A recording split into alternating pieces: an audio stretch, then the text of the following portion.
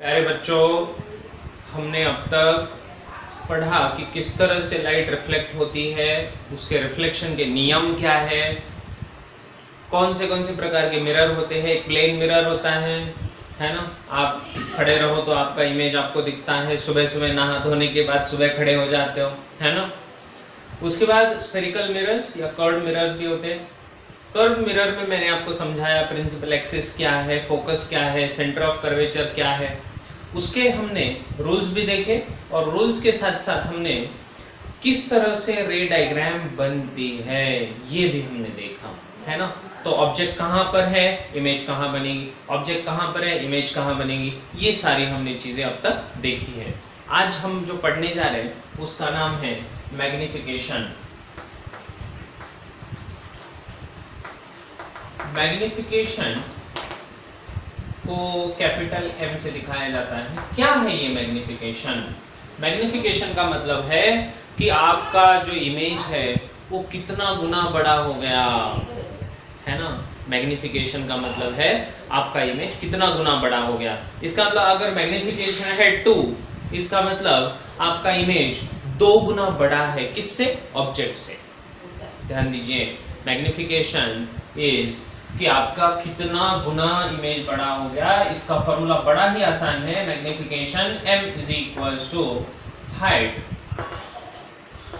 Of image, height of the image upon height of object. Image का height upon object का height, इसका जो ratio है इसको कहा जाता है मैग्निफिकेशन। तो इसका मतलब ये हुआ कि अगर हम height of the image upon height of the object का रेशियो ले लें तो मुझे पता चल जाएगा कि अगर इमेज का साइज है मान लो कि 2 सेंटीमीटर और ऑब्जेक्ट था 1 सेंटीमीटर, मतलब 2 गुना बड़ा हो गया ना इमेज आपका, है ना। कितना गुना इमेज बड़ा हो गया, इसको कहा जाता है मैग्निफिकेशन। अब ध्यान दीजिए सब लोग, मैं कोई भी एक इमेज फॉर्मेशन यहाँ पर ले रहा हूँ। मान लो कि ये एक मिरर है, कर्व्ड मिरर। क्या आप पहचान सकते हो इस मिरर को? बोलो, कॉन्वेक्स है कि कॉन्केव? कॉन्केव है, वेरी गुड। इसका प्रिंसिपल एक्सिस मैंने ड्रॉ कर दिया, ठीक है। इसका ये होगा फोकस, ये होगा इसका centre of curvature, this is F, this is C। अब मैंने मान लो कि यहाँ पर ये ऑब्जेक्ट है, इसको मैंने यहाँ पर रख दिया, दिस इज द ऑब्जेक्ट। इससे जाने वाला जो रे रहेगा ये parallel to principal axis, focus से वापस। ये हमने किया है, फिर से बता रहा हूँ। ये क्यों बता रहा हूँ? क्योंकि मुझे इसमें एक रिलेशन ढूंढना है। देखिए ध्यान दीजिए, दूसरा एक रे ले लो जो यहाँ पर जाएगा, यहाँ से लौट कर जब वापस आएगा तो यहाँ पर मिलेगा, और यहाँ पर जहाँ पर ये दोनों रे मीट कर रहे हैं वहाँ पर एक इमेज बनेगा, बहुत बड़ा इमेज होगा, एनलार्ज्ड इमेज, है ना। ये है आपका ऑब्जेक्ट। ये कौन है बेटे? इमेज। ये कौन है? ऑब्जेक्ट। ये कौन है? इमेज। कैसा इमेज है? एनलार्ज्ड, है ना। रियल है कि वर्चुअल है? रियल, शाबाश, ठीक है। इसको मैं नाम दे देता हूँ। मान लो कि ये AB आपका ऑब्जेक्ट है, AB क्या है? ऑब्जेक्ट है, और A' B' is the image, ऐसा मान लिया मैंने। अब मैंने आपको समझाया था कि किस तरह से हम डिस्टेंसेस को मेजर करते हैं। Distances are always measured from the pole. ये है आपका पोल, तो पोल से सारे डिस्टेंसेस मेजर होते हैं। ऑब्जेक्ट का जो डिस्टेंस है उसको कहा जाता है U।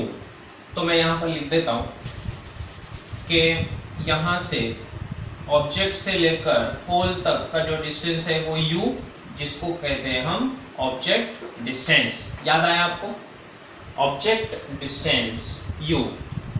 और जो इमेज है, इस इमेज का जो भी डिस्टेंस है यहाँ से लेकर यहाँ तक वो है V, जिसको कहा जाता है इमेज डिस्टेंस। ये रहा ऑब्जेक्ट डिस्टेंस, ये रहा इमेज डिस्टेंस। अब ये जो आपका ऑब्जेक्ट था, इसका जो हाइट है वो है H, ऐसा मान लिया, ठीक है। A और B के बीच का जो डिस्टेंस है वो कितना है? H। और A' B' के बीच का जो डिस्टेंस है वो मान लिया मैंने H'। H' क्या है? हाइट ऑफ द इमेज, है ना। तो मैं यहाँ पर बहुत आराम से लिख सकता हूँ कि मैग्निफिकेशन जो बनेगा वो बनेगा हाइट ऑफ द इमेज। कितनी है इमेज की हाइट? वो है h dash upon height of the object. Object का हाइट कितना है? h। ठीक है, तो मैग्निफिकेशन हो गया h डैश अपॉन h। क्या यहाँ तक क्लियर है सबको? ओके, अब आगे बात करते हैं।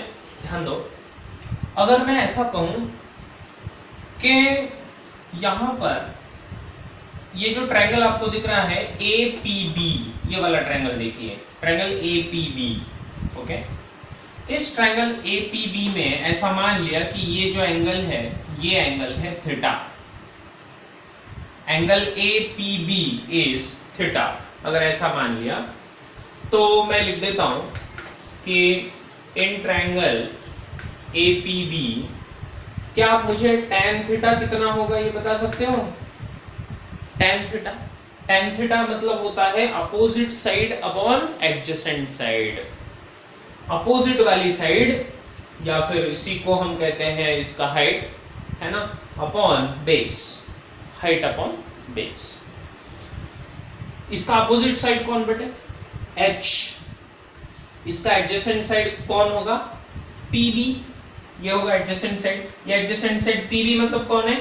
u है। तो मैं यहां पर लिख दूंगा u।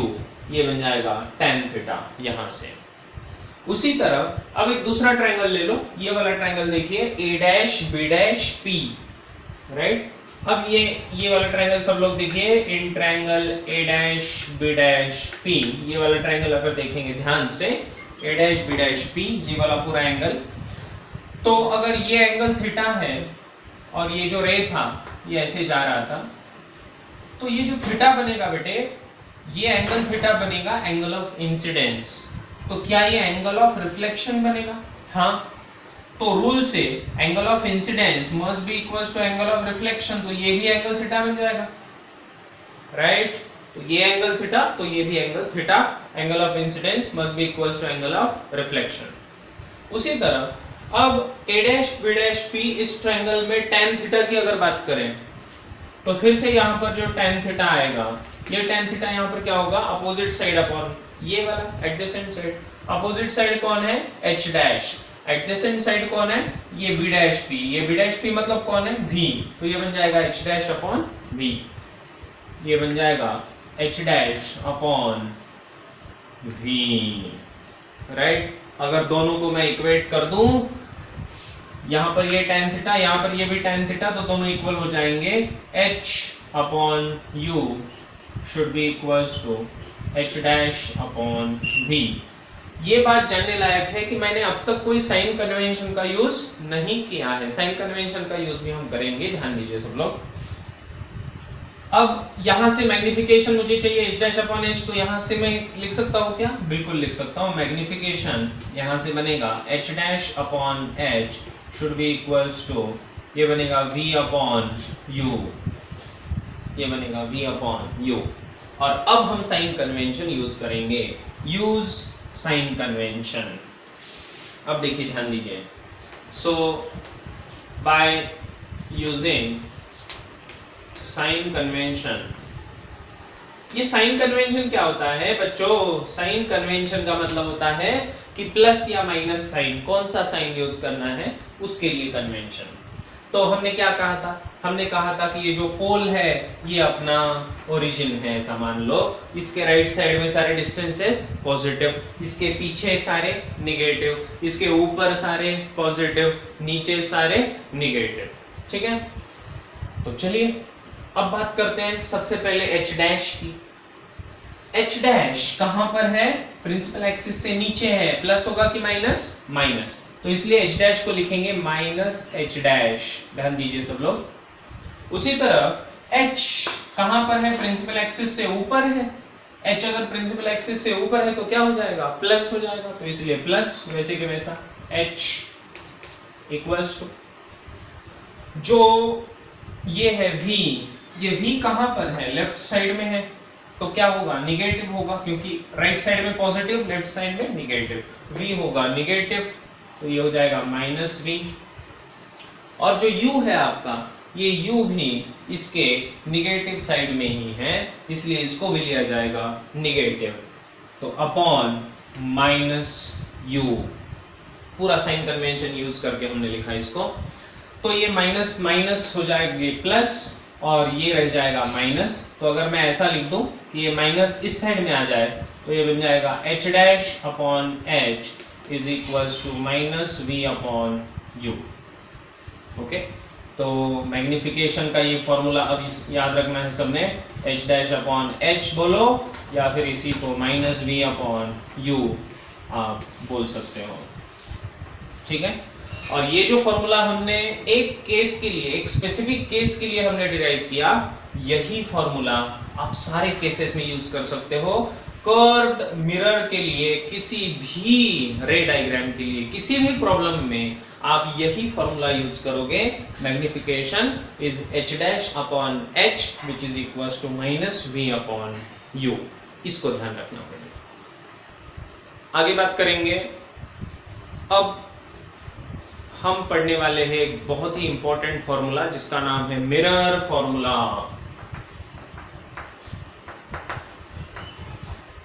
मिरर फॉर्मूला, देखिए ये मिरर फॉर्मूला क्या है। मिरर फॉर्मूला कहता है कि 1 upon v plus 1 upon u is equals to 1 upon f। अब ये फॉर्मूला क्या है इसके बारे में देखते हैं। 1 upon v plus 1 upon u equals to 1 upon f। v object distance है, सॉरी इमेज डिस्टेंस है, u is the object distance, f is the focal length। ये फोकल लेंथ और u और v सबको जब हम यूज करेंगे तो सबसे इंपॉर्टेंट चीज होती है साइन कन्वेंशन। सारे बच्चों के जो मार्क्स इस सेक्शन में जो जाते हैं वो जाते क्यों है? क्योंकि आप साइन कन्वेंशन को अच्छी तरह से समझते नहीं हो और उसको यूज नहीं करते हो प्रॉब्लम्स में। किसी भी प्रॉब्लम में सबसे इंपॉर्टेंट बात होती है साइन कन्वेंशन। अगर सही साइन कन्वेंशन आप यूज करोगे तो आपके आंसर्स भी बिल्कुल सही आएंगे। तो इसलिए साइन कन्वेंशन को सबसे इंपॉर्टेंस ज्यादा है। अब ध्यान दीजिए सब लोग कि जब मैं लिखता हूँ 1 upon v plus 1 upon u equals to 1 upon f, तो आपको ध्यान रखना पड़ेगा कि ये प्लस है कि माइनस, ये प्लस है कि माइनस और ये प्लस है कि माइनस। इसका प्लस और माइनस किस पे डिपेंड है? अगर मिरर के राइट साइड में आया तो प्लस, मिरर के लेफ्ट साइड में आया तो माइनस। इसके लिए भी वही है ना, मिरर के राइट साइड में पॉजिटिव, लेफ्ट साइड में निगेटिव। लेकिन f के लिए, फोकल लेंथ के लिए कन्वेंशन क्या है कि फोकल लेंथ में अगर कॉन्केव मिरर है, कॉन्केव मिरर, तो हमने पहले ही बोला था कॉन्केव मिरर के लिए उसका फोकल पॉइंट कहां पर आया था? लेफ्ट साइड में। इसलिए इसका जो फोकल लेंथ रहेगा निगेटिव रहेगा हमेशा के लिए। कोई भी कॉन्केव मिरर जो साइन कन्वेंशन के साथ यूज कर रहे हो तो फोकल लेंथ हम लिखेंगे निगेटिव। और उसी तरह से अगर इसका उल्टा कॉन्वेक्स मिरर आया तो कॉन्वेक्स मिरर का हमेशा राइट साइड में रहेगा फोकस और इसीलिए इसका आएगा पॉजिटिव। तो अगर ये दोनों चीजें आपने याद रखी कि फोकस या फोकल लेंथ को कॉन्केव मिरर आया तो निगेटिव, कॉन्वेक्स मिरर आया तो पॉजिटिव, तो सबसे पहले ढूंढना है, कोई भी प्रॉब्लम आपको दिया जाए तो प्रॉब्लम में ढूंढो कि भाई कौन सा मिरर है, कॉन्केव मिरर है या कॉन्वेक्स मिरर है, और फिर ढूंढो कि पॉजिटिव लेना है कि निगेटिव। चलिए मैं आपको एक प्रॉब्लम कराता हूं। सबसे पहला प्रॉब्लम आपको दिया है कॉन्केव मिरर, ठीक है, ये कॉन्केव मिरर आपको दिया है, इसका फोकल लेंथ आपको दिया है 25 centimetre, object is at 20 centimeter, find the image distance and nature of image। और उस नेचर उसका इमेज का नेचर क्या होगा ये भी हमें ढूंढना है। तो चलिए सब लोग ध्यान दीजिए, सबसे पहले हम लिख देंगे कि गिवन क्या क्या है और हमें ढूंढना क्या है, किस तरह से करना है। देखिए सिस्टमेटिकली जाएंगे। सबसे पहले बोला था कि कॉन्वेक्स कॉन्केव मिरर दिया है, तो कॉन्केव मिरर की बात जहां पर आती है, कॉन्केव का मतलब होता है नेगेटिव फोकल लेंथ, इसलिए फोकल लेंथ होगा -25 सेंटीमीटर। ध्यान दीजिए सब लोग, मैंने क्या किया, कॉन्केव मिरर है इसलिए इसका फोकल लेंथ हमने लिखा माइनस। दूसरा चीज हमें दिया है ऑब्जेक्ट इज एट 20 सेंटीमीटर। इसका मतलब क्या हुआ, ऑब्जेक्ट का distance, object is at 20 centimetre मतलब ऑब्जेक्ट का डिस्टेंस कहां से, पोल से, तो वो कितना है, वो दिया है 20 सेंटीमीटर। तो ऑब्जेक्ट हमेशा हमेशा कहां रखते हैं, हम लेफ्ट में रखते हैं, राइट। तो इसलिए u इज ऑल्सो गिवन, जो लेफ्ट में होगा इसलिए ये भी -20 सेंटीमीटर, राइट। यहां तक समझे सब लोग। अब आपसे पूछा है कि find the image distance and nature of the image. अब हमारे पास है मिरर फॉर्मूला, तो मैं मिरर फॉर्मूला का यूज कर रहा हूं, ध्यान दीजिए सब लोग। मिरर फॉर्मूला कहता है 1/v + 1/u = 1/f। 1/v ये अननोन है तो इसका साइन मुझे पता नहीं, अपॉन प्लस 1/u तो ये हो जाएगा 1/-20 इक्वल्स टू 1/f, f है -25, ठीक है, 1/-25। ये -20 उस साइड में जाके प्लस बनेगा तो ये 1/v इक्वल्स टू, ये पूरा टर्म इधर माइनस था उधर जाके प्लस हो गया, तो ये इधर कौन है पहले से -1/25, यहाँ पर तो है ही लेकिन ये माइनस उधर जाके प्लस 1/20, राइट। तो इसको अगर मैं सॉल्व कर दूं तो इनका एलसीएम मुझे लेना पड़ेगा। इनका एलसीएम कितना होगा, 100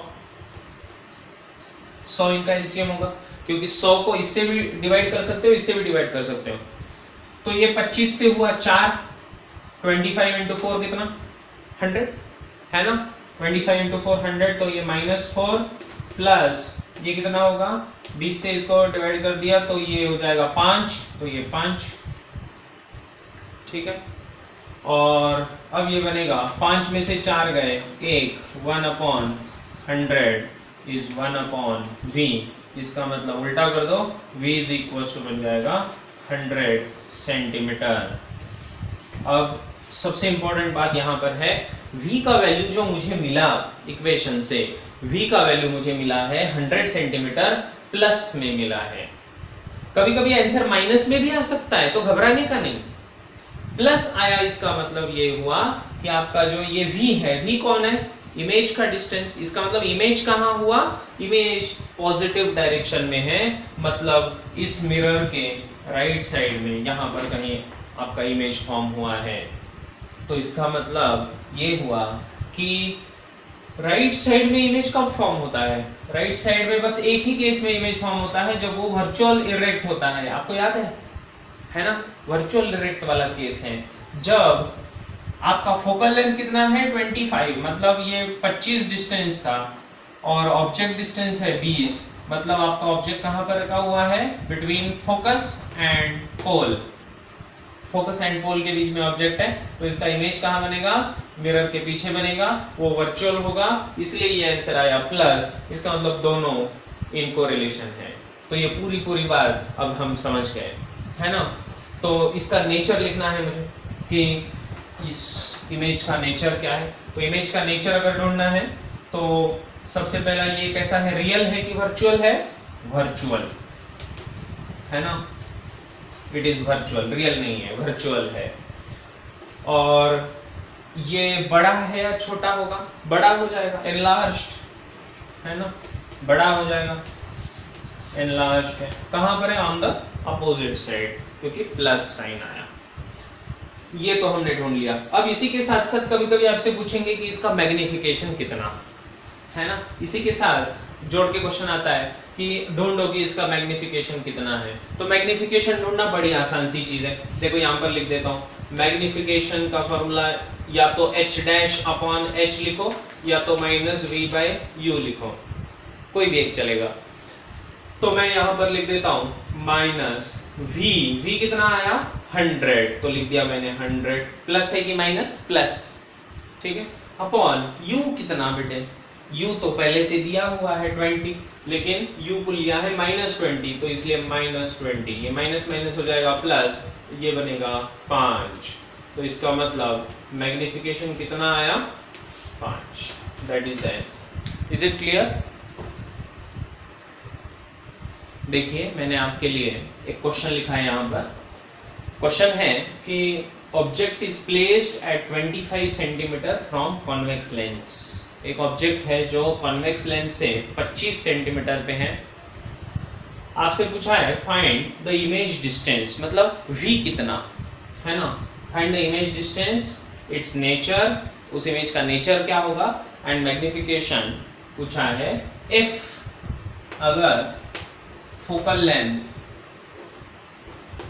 if focal length is 15 centimetre, अगर इसका फोकल लेंथ 15 सेंटीमीटर है तो आपसे पूछा है कि कितना इसका इमेज डिस्टेंस होगा। चलिए ढूंढ लेते हैं। सबसे पहले गिवन लिखेंगे, हमें दिया क्या है तो वो सारी चीजें लिख लेंगे। गिवन सबसे पहले दिया है 25 सेंटीमीटर, क्या है ये ऑब्जेक्ट का डिस्टेंस। ऑब्जेक्ट डिस्टेंस मतलब कौन होता है u, और ऑब्जेक्ट को हमेशा हमेशा हम मिरर के लेफ्ट साइड में रखते हैं, ये बात ध्यान रखनी होगी। ऑब्जेक्ट हमेशा हमेशा मिरर के सामने रखा जाएगा, लेफ्ट साइड में रखा जाएगा, इसीलिए हमेशा u अपना निगेटिव आएगा जब एक मिरर की बात कर रहे हो तब। -25 सेंटीमीटर, ठीक है। और उसी के साथ हमें दिया है फोकल लेंथ। अब फोकल लेंथ पॉजिटिव की निगेटिव, चौकन्ना हो जाओ, बी अटेंटिव, है ना, कि फोकल लेंथ पॉजिटिव की निगेटिव कौन डिसाइड करेगा। पहले देखो कि कॉन्वेक्स है कि कॉन्केव है। कॉन्वेक्स है, कॉन्केव मतलब निगेटिव, कॉन्वेक्स मतलब पॉजिटिव, तो कॉन्वेक्स मतलब पॉजिटिव, तो ये क्या होगा +15 सेंटीमीटर। और अब हम लिखेंगे अपना mirror formula 1/v + 1/u = 1/f, और इससे मैं लिखूंगा 1/v प्लस ये हो जाएगा 1/-25, राइट, -25 इक्वल्स टू 1/15, प्लस की माइनस प्लस होगा बेटे, ठीक है। तो इसीलिए ये इसको अगर सॉल्व करेंगे, ये उस साइड में जाके क्या बनेगा प्लस बनेगा, तो 1/v इक्वल्स टू 1/15 प्लस 1/25, दोनों का फिर से हमें लेना पड़ेगा एलसीएम। तो 1/v, या तो आप सीधा सीधा क्रॉस मल्टीप्लाई भी तो कर सकते हो, है ना, सीधा क्रॉस मल्टीप्लाई करने से भी आ जाएगा। तो ये हो जाएगा 25 + 15 अपॉन 25 × 15, ऐसा भी कर सकते हो सीधा सीधा, ठीक है। इन दोनों का मल्टीप्लिकेशन और फिर क्रॉस मल्टीप्लिकेशन 25 + 15, ठीक है। ये कितना हुआ, दिस इज 40 अपॉन 25 × 15, ये 5 से कटेगा, ये 3, तो इसका मतलब ये हुआ 8/25 × 3 75, दिस इज 1/v, तो v कितना बना 75 अपॉन 8, 75/8, या तो इसको सॉल्व कर लो, है ना, या तो ऐसा भी रख सकते हो। तो इसका मतलब ये हुआ कि 75/8 इतने डिस्टेंस पर, सेंटीमीटर डिस्टेंस पर आपका इमेज है। ये आंसर पॉजिटिव आया कि निगेटिव आया, ये जो आंसर आया पॉजिटिव आया कि निगेटिव, पॉजिटिव। अगर ये पॉजिटिव आया इसका मतलब क्या है, इसका मतलब एक ही है कि आपका इमेज जो बना वो कहाँ बना, राइट साइड में बना। क्या है वो सही है, हाँ। कॉन्वेक्स लेंस के लिए जो भी ऑब्जेक्ट आपने खड़ा कर दिया सामने, उसका वर्चुअल इमेज बनता है पीछे की तरफ, है ना, तो ये सही बात है। तो ये वर्चुअल है, राइट, तो इमेज इज वर्चुअल, सबसे पहली बात, ठीक है, virtual and erect, virtual and erect होगी, ठीक है। अब इसका मैग्निफिकेशन ढूंढ लेते हैं। मैग्निफिकेशन का फॉर्मूला हर जगह वही होगा -b/u, इसमें कोई प्रॉब्लम नहीं आएगा आपको। -v, v कितना, ये है 75/8, ये हुआ v अपॉन u, u कितना है बेटे -25, तो यहाँ पर -25, ये माइनस माइनस फिर से प्लस, और ये 25 से ये बनेगा 3, आंसर आएगा 3/8, और वो भी पॉजिटिव में आया।